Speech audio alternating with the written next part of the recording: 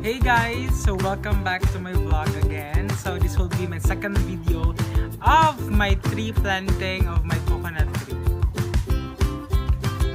So this is my tree.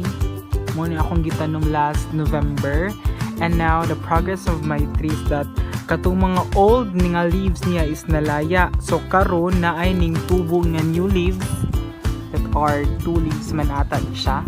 And then I think magpadayon gyapon ni siya sa pagtubong leaves, and those old leaves will be, I think nga mo malaya siya nga mo tubo na pud siya laing leaves.